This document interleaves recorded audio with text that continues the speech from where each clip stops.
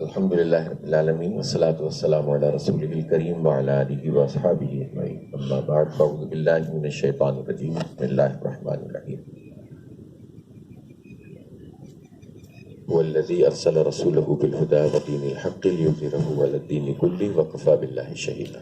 وقال اللہ تعالی یا ایہا الذین آمنوا کونوا قوامین للہ شہداء بالقسط۔ صدق اللہ العظیم۔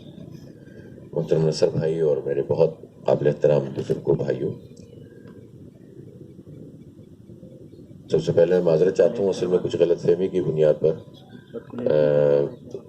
میں یہ نہیں سمجھ سکا تھا کہ فجر کے امیڈیٹ بعد آپ لوگ اجتماع کرتے ہیں، ہمیشہ رک کر کرتے ہیں 8 بجے کا، تو اس لیے معذرت، تاخیر سے آیا ہوں۔ بہت ہی خوبصورت تلاوت اور ترجمہ یہاں پیش کیا گیا ہے سورہ طٰہٰ کا، اور آپ نے ان 2 رکوعات میں یہ بات سنی کہ قرآن پاک کیا ہے، یہ رب کی طرف سے ہے، اور رب کے جو ہمارا پروردگار ہے، جو ہمارا مالک ہے، شہنشاہ مطلق ہے، اور آسمان و زمین اسی کے ہیں۔ اور پھر حضرت موسیٰ علیہ السلام کے حوالے سے یہاں پر جو ہے وہ اللہ تعالیٰ نے اپنا کلام کیا ہے، اور پہلے تو ان کے نبوت سے جو سرفراز فرمایا گیا اور جو معجزے ان کو عطا کیے گئے اس کا تذکرہ کیا گیا، اور پھر اس کے بعد جب انہیں نبوت سے سرفراز فرما دیا گیا تو ان کے ذمے یہ کام لگا کہ وہ جائیں اور فرعون کے پاس پہنچیں۔ فرعون بادشاہ، وہ بادشاہ ہوتا تھا، فرعون ایک ٹائٹل تھا، مختلف فرائض گزرے ہیں، یعنی جو بھی اس وقت جو سلطنت تھی مصر جہاں آج موجود ہے، اس کا جو مالک اور مختار ہوتا تھا وہ فرعون کہلاتا تھا، اور پھر بعد کے فرائض بھی تاریخ میں آتے ہیں۔ تو اس وقت جو ان کا فرعون تھا اس سے بارے میں کہا گیا کہ جاؤ، وہ سرکش ہو گیا ہے، باقی ہو گیا ہے، اذهب الى فرعون انه طغى۔ اور جب یہ بات حضرت موسیٰ علیہ السلام سے فرمائی گئی تو پھر اس کے بعد آپ علیہ السلام نے اللہ تعالیٰ سے فریاد کی کہ یا اللہ تو میرے لیے راستے کھول دے، میری زبان کی گرہ کھول دے، میرے دل کو کشادہ کر دے، اور پھر یہ بھی تجویز کیا کہ یعنی دعا مانگی کہ میرے بھائی کو میرا رفیق بنا دے، دوست بنا دے۔ اللہ تعالیٰ نے عطا کر دیا، اور پھر کہا کہ جاؤ اور اس موسیٰ کو سمجھاؤ، اس کو قول لینہ سے یعنی پیار محبت سے بھی سمجھاؤ، اور وہ سرکشی پر آ گیا ہے۔ انسان ہونے کے ناطے ظاہر ہے اب یہ ایک بہت خوبصورت قسم کی بات ہے کہ ایک نبی اللہ رب العالمین کی طرف سے جو ہے وہ نبوت سے سرفراز فرمایا جاتا ہے، اور اس کے اندر بہادری کے اور سب چیزوں کے جوہر اللہ تعالیٰ ودیت کرتا ہے، لیکن ایک پروسیس سے ضرور گزارتا ہے اللہ تعالیٰ۔ تو انسان ہونے کے ناطے جو فیئر ہو سکتا تھا کہ وہ تو مطلب اس پر قادر ہے کہ ہم بات کریں گے اور ہمیں قتل کر دے گا، تو اللہ تعالیٰ نے کہا کہ نہیں، جاؤ اور جو ہے وہ جا کر بات کرو، ہم تمہارے ساتھ کھڑے ہوئے ہیں۔ تو گویا یہ ایک بہت ہی خوبصورت طریقہ ہے۔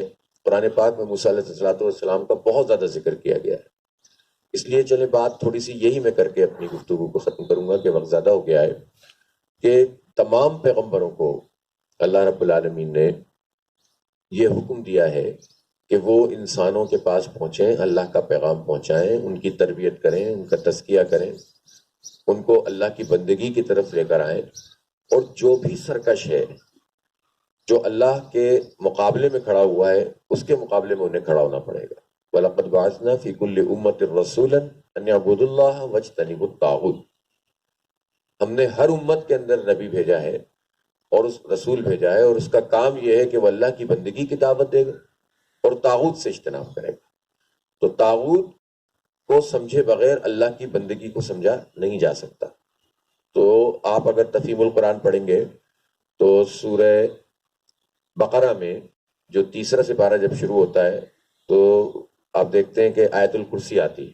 آیت الکرسی کے فوراً بعد کی جو آیات ہیں ان کی جب آپ تشریح پڑھیں گے تو مولانا مودودی رحمۃ اللہ علیہ نے سمجھایا ہے کہ طاغوت کیا ہے۔ انہوں نے فرمایا کہ ایک تو ہوتا ہے مومن جو ایمان لے کر آتا ہے، ایک ہوتا ہے کافر جو انکار کر دیتا ہے، ایک ہوتا ہے فاسق جو گناہ کرتا ہے اور گناہوں کے اوپر اصرار کرتا ہے، اور اتنا اصرار کرتا ہے کہ وہ فسق میں مبتلا ہو جاتا ہے اور اس کا دل مطلب وہ اس کیٹیگری میں چلا جاتا ہے۔ اور چوتھی چیز ہوتی ہے وہ ہوتی ہے طاغوت، اور طاغوت جو ہے وہ صرف انکار نہیں کرتا اللہ کا، بلکہ وہ بغاوت کرتا ہے، سرکشی کرتا ہے. طغیان سے نکلا ہے لفظ کہ جو اپنی سرحدوں کو پھلانگ لے، جو اپنے جو ہے وہ جو حدود ہے اس سے تجاوز کر جائے. دریا میں یا سمندر میں جو طغیانی کہا جاتا ہے، اس کا مطلب یہ ہوتا ہے کہ وہ صلاحیت اس میں پیدا ہو جاتی ہے کہ وہ کناروں کو کراس کر کے آگے بڑھ سکتا ہے، وہ طاقت اس کے اندر پیدا ہو جاتی ہے. تو انسان کی حدود ہے بندگی. اس بندگی کی حدود میں بہت سارے لوگ گناہ بھی کریں گے اور بہت سارے لوگ انکار بھی کرتے ہیں. انکار کرنے والوں کے لیے ایک الگ بالکل باتیں ہیں، لیکن کچھ ایسے ہوتے ہیں جو انکار ہی نہیں کرتے بلکہ اللہ کے مقابلے میں نعوذ باللہ آنے کی کوشش کرتے ہیں. وہ انسان ہوں یا انسانوں کی اجتماعیت ہو، وہ قومیں ہوں، وہ بادشاہ ہوں. تو قرآن پاک میں اس طرح کی قوموں کے اور بادشاہوں کے تذکرے موجود ہیں، اور ان کے مقابلے میں پھر انبیاء کرام علیہ الصلوۃ والسلام کو بھیجا گیا کہ وہ ان کی بندگی سے نکال کر اللہ کی بندگی کی طرف دعوت دے.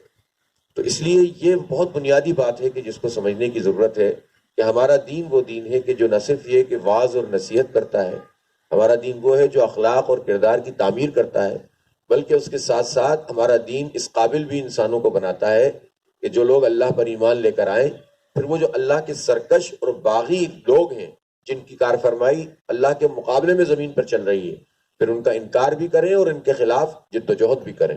پہلا اسٹیپ ہوتا ہے لوگوں کو سمجھانا، اور پھر اس کے ساتھ ساتھ جو ہے وہ ان کے خلاف پھر نبردآزمہ ہونا، اور ان کو یہ جو طاقت حاصل ہے اس طاقت سے ان کو محروم کر کے اللہ رب العالمین کی بندگی کرنے والے لوگوں کی طاقت فراہم کرنا.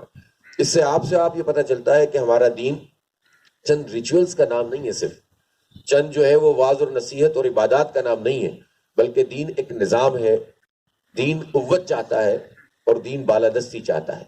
یہ دین جو ہے وہ زیر دست رہنے کے لیے نہیں آیا. اسی لیے کلام پاک کے بارے میں رسول اکرم صلی اللہ علیہ وسلم نے فرمایا، اور بعض اقوال بھی آتے ہیں کہ اللہ رب العالمین یہ کہ قرآن اور سلطان یہ جڑواں بھائی ہیں.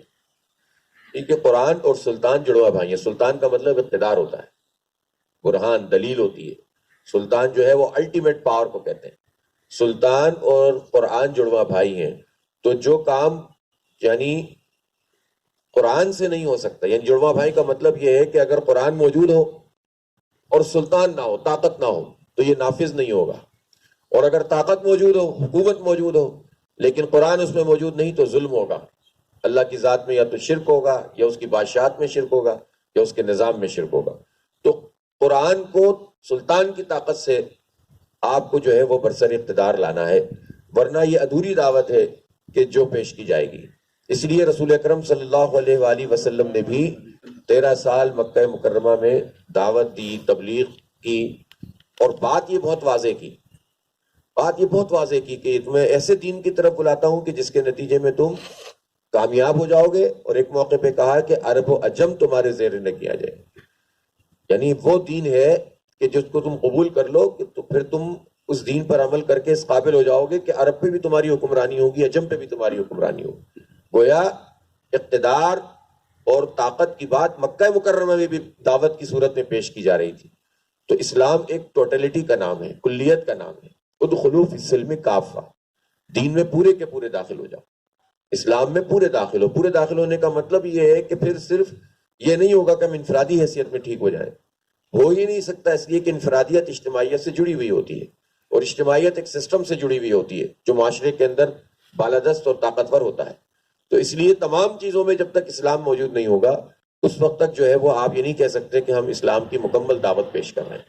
یہی وہ بات ہے کہ جو ظاہر ہے کہ سید مودودی رحمۃ اللہ علیہ نے بار بار قرآن و سنت سے اخذ کر کے پورا لٹریچر لکھا اور اس کی بنیاد پر ایک تحریک بنائی.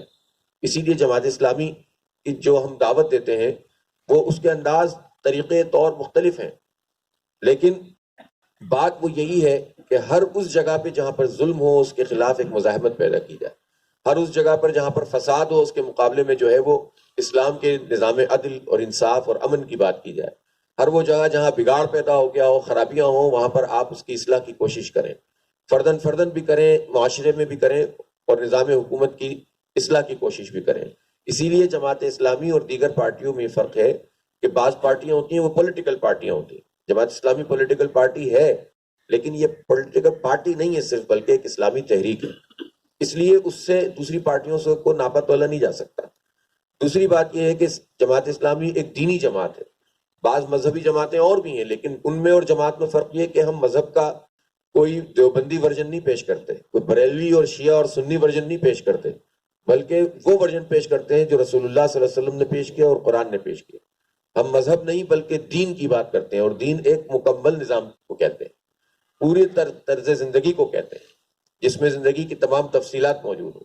تو اس لیے نہ ان معنوں میں مذہبی نہ ان معنوں میں پولیٹیکل، بلکہ ایک اسلامی تحریک ہے کہ جو اسلام کے غلبے کی تحریک ہے، اور اس کا راستہ لوگوں کو جمع کرنا، لوگوں کا تربیت اور تزکیہ کرنا، غلطیوں کوتاہیوں کو دور کرنا، اور ان کے اندر وہ قوت پیدا کرنا کہ پھر وہ ایک چیلنجنگ قوت کے طور پر معاشرے میں پیدا ہو، اور پھر آہستہ آہستہ پھر وہ اس قابل ہو سکے کہ اس پورے نظام کو تبدیل کر دے. یہ مشکل کام ہے. اور مولانا مودودی رحمۃ اللہ علیہ نے جب جماعت اسلامی بنائی تھی تو انہوں نے یہ بات کہی تھی کہ میں جس کام کو لے کر اٹھا ہوں، ہو سکتا ہے کہ ہماری نسلوں میں یہ کام نہ ہو، ہماری بات کی نسلوں میں بھی یہ کام نہ ہو، لیکن کام یہی کرنے کا ہے، اور یہی وہ راستہ ہے کہ جس کے ذریعے سے جو ہے وہ نظام تبدیل ہوگا اور انقلاب برپا ہوگا. تو ظاہر ہے کہ جو اس پوری اسپرٹ کے ساتھ جماعت کی دعوت دے گا اور جماعت کو سمجھے گا، پھر اس کا تقابل جو ہے وہ چھوٹی چھوٹی چیزوں کے ساتھ نہیں ہوگا.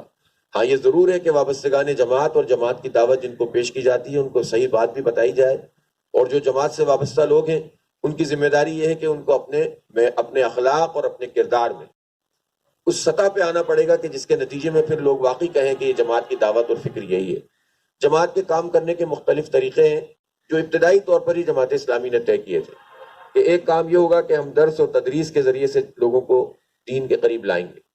پھر کچھ کام ہم ایسے کریں گے جو معاشرے کی اصلاح کے طور پر ہوں گے، جس میں خدمت کا کام ہے، جس میں مساجد کا انتظام ہے، جس میں لوگوں کے مسائل اور مشکلات کو حل کرنا ہے، جس میں جو ہے وہ صفائی اور طہارت کے لیے جو ہے وہ اجتماعی کوششیں کرنا ہے، جس میں خیر کے کاموں میں لوگوں کو انوالو کرنا ہے. اور یہ بھی لکھا ہوا اس میں جو مولانا مودودی نے سن 57 میں اپنا پورا لائحہ عمل پیش کیا تھا کہ ہم یہ بھی کریں گے کہ اگر کہیں معاشرے میں ناانصافی ہوتی ہے، ظلم ہوتا ہے، تو اس کے خلاف لوگوں کو منظم کریں. یعنی محکموں کے اندر اگر لوگوں کے ساتھ زیادتی ہوتی ہے تو اس میں ہم لوگوں کو جمع کر کے وہاں سے انصاف دلوائیں، تاکہ اس پورے کام کے نتیجے میں معاشرے میں ایک پینیٹریشن ہو اس تحریک کی، اور اس پینیٹریشن کے نتیجے میں پھر جو بھی حالات ہوں اس کے مطابق ہم ایک حکمت عملی بنائیں، اور پھر جو ہے وہ ایک بڑی تبدیلی کی طرف رجوع کریں، جد و جہد کریں. ظاہر ہے پورا طویل عرصہ ہے جو مختلف نشیب و فراز سے گزرا ہے. جماعت اسلامی کے کام اور اس کی دعوت کے نتیجے میں معاشرے میں بہت خیر کے کام آگے بڑھے ہیں، اور اس میں ایک مسابقت بھی پیدا ہوئی ہے، اور بہت بڑی تعداد میں لوگوں متاثر بھی ہوئے ہیں. ظاہر ہے کہ بعض اوقات حالات اس طرح کے ہوتے ہیں کہ جس میں وہ مطلوبہ نتائج حاصل نہیں ہو پاتے کہ جس کی ہم تمنا اور کوشش کر رہے ہوتے ہیں، اور اس کے اپنے بے شمار اسباب بھی ہیں. لیکن ظاہر کام یہی ہے کہ ہم مسلسل پیغام اس جد و جہد کو جاری رکھیں، اس پیغام کو معاشرے میں عام کریں، نوجوانوں کو خاص طور پر اپنے قریب لائیں. ہمارے درس کے حلقے ہوں یا ہمارے مسائل کے حل کی جد و جہد ہو، چاہے ہمارے سیاسی اجتماعیت ہو، جلسے جلوس ہوں، چاہے ہمارے جو ہے وہ مظاہرے ہوں، یہ سب ایک بڑے کام کے گرد گھومتی ہوئی چیزیں ہیں تاکہ اس پورے کام کے نتیجے میں اپنے مقاصد کو حاصل کر سکیں. تو بس یہ چند باتیں میں عرض کرنا چاہتا تھا جو جماعت اسلامی اور اس کی دعوت، بلکہ وہ دعوت ہے کہ جو قرآن اور سنت کی دعوت ہے، جس کو لے کر ہم اٹھیں، اور انشاءاللہ اس کو غالب کرنے کی جد و جہد کرتے رہیں گے. یہ غالب ہو جائے گا تو اللہ تعالیٰ ہماری آنکھوں کو ٹھنڈا کرے گا، اور اگر یہ غالب نہیں ہوگا تو کم از کم ہم جد و جہد کرتے کرتے دنیا سے رخصت ہو جائیں، تاکہ اللہ کی بارگاہ میں ہم یہ گواہی دے سکیں کہ ہم نے اپنے بساط پر کوشش کی تھی. وآخر دعوانا الحمدللہ رب العالمین.